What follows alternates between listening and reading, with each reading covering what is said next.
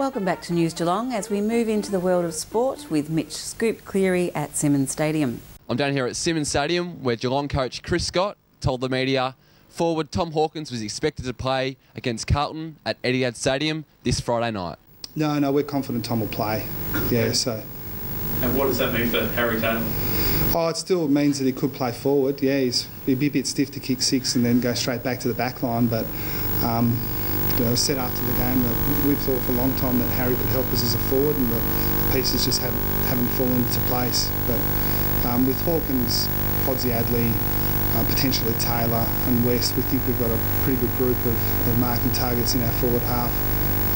Tom Gillies playing back certainly helps our balance a little bit with Scarlett and Lonergan, so we've got some options and we've got some decisions to make. Thanks, Chris, and we'll have more of that interview on Friday night in sport. Now we speak to Bannockburn coach Ross Dillon as his side beat North Geelong on Saturday. We needed to beat someone in the top five. We told our guys today that it's enough of this messing around. Beating the sides that we're meant to beat. Some guys need to stand up. Play footy in a close game and come out winners in a close game. Well, I actually called you both sides flat track bullies because I thought both of you were beating sides below you pretty comfortably, and it was a game where one of you had to stand up today and win and then go on, and your next 2 weeks with Werribee and then Bellpost Hill are certainly out of those 3 games, sort of today's and the next 2, you probably have to win 2 of them, and you've got 1 away today. If you can get 1 out of the next 2, it can set your season up. Yeah, that's correct. Blokes can get ahead of themselves, and it was exactly what we thought we were being flat track bullies. And we had to stand, as I said before, we had to start beating sides around us or above us, or else we're not going to go anywhere as a side. And with the next 2 games, Werribee and Bellpost Hill, we've got to come on. We'll be aiming to win both of them. We just have to keep cracking in like we did today.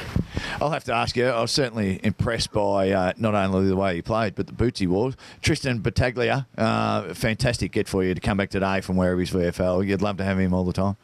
Oh, we'd love to have Tritter all the time. He rings up when he's got the bye, sends a text message, says, I'm available if you want me. And we're just like, you're an idiot for even asking if we want you. You're in the team straight away. So, and he gets around, all the boys love him. He hangs around with them every weekend. You can see the way he celebrates a goal. He doesn't just come here and play because he has to, because he plays, he loves Bannockburn. So. You had some issues a couple of weeks ago when we saw you here against Anarchy, just with discipline. You seem to have corrected that, like you're far better today at it. Yeah, we have to make sure, against Anarchy 2 weeks ago, I was embarrassed with the way we went about it, and some of the guys, the way they went about it, and it was pretty immature. So we made sure we correct that and told the guys it's just not how we want to be perceived as a football club or how we want to play. And to their credit, in the last 2 weeks, we had a couple of little things against Thompson, but today we were excellent with our discipline, I thought. Thanks, Ross.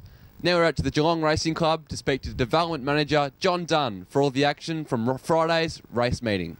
In stark contrast to last Friday, with torrential rain building down here at Geelong, the first day of winter produced a fine sunny day for racing on the synthetic on a Friday afternoon. And Miss Lombardi from the Moody camp, she might be a mirror of the future, this one. Although if she missed the start, she rallied up behind them on the home term and spreaded her way to put a space in her rivals.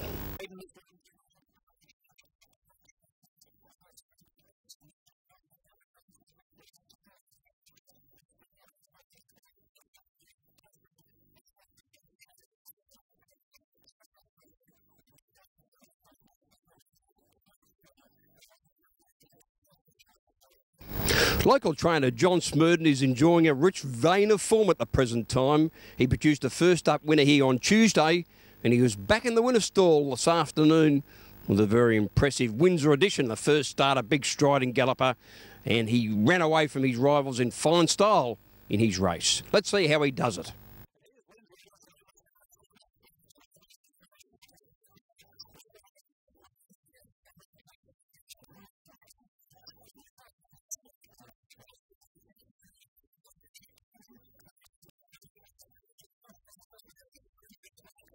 Smurden and leading female jockey Linda Meach were back in the winner's stall 30 minutes later when the 6-year-old Bonnie mare missed brilliance. First up, she was disappointing. She atoned this afternoon, and she too sprinted away for a big win in the home straight.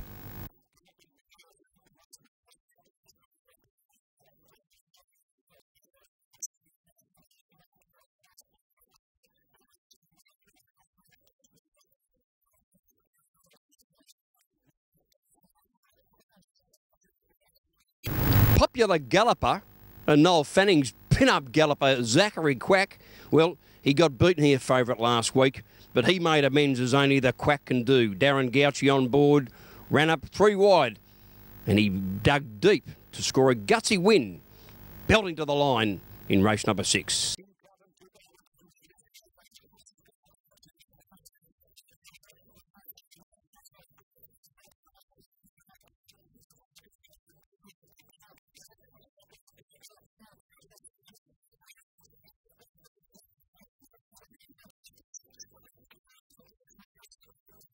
And that's the wrap-up of racing here. A brilliant sunny day, as I said, racing on the synthetic on a Friday afternoon. Now, we're on again, of course, next week, but being the long weekend, Swan Hill's on Friday, so we'll race it next Thursday afternoon, June the 8th. And Mitch, I hope the St Mary's Colts are in the footy, mate. Thanks, JD. Now we speak to New Tenant Shuel player Ashley McCorkle as he was best on ground in their win against Colac at Aldersley Reserve on Saturday. We had a bit of a downer against Bell Park a couple of weeks ago, and emphasis today was to bounce back from that, and I think we did that today. Well, you certainly put the score there, and your defence, and that's why you're here today as our best on ground. Unanimous decision, fantastic defending today. You've come into the side and you've made your presence felt. Yeah, thanks, mate. I don't think it's just me. We've got a good back 6 down there today, and we talked about the way we wanted to play before the game and what we wanted to achieve, and I think we did that. We might have fell away in the last quarter there a little bit with our couple of injuries and stuff that we had, but otherwise, we were pretty good back there. Well, I've said it on a few occasions now. I keep talking to these Warrnambool boys. They've all had their turn at BOG. Alan Johnson a few weeks ago, Sandy Robinson early in the season. You've come up here as a very close-knit group of country boys, I suppose. Yeah, that's right, mate. We are sort of rivals back at home. Myself being a Warrnambool player and a couple of those boys from South Warrnambool, so we know how each other play footy, and it's definitely good to have them on our team down here. Yeah, well, Matt Sully, he was back from the VFL today, kicked a couple of goals, and then he had some sort of injury.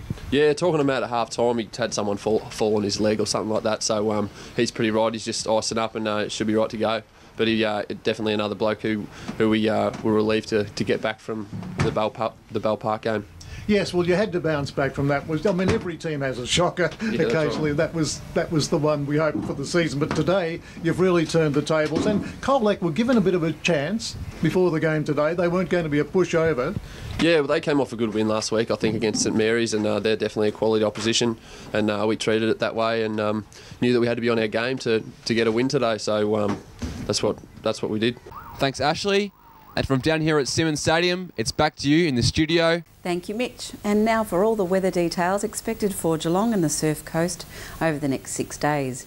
And in case you weren't sure, it's now definite. Time for winter woolies, umbrellas and hot water bottles and cocoa. Tomorrow, Thursday, we'll see some clearing showers with an expected top of 14.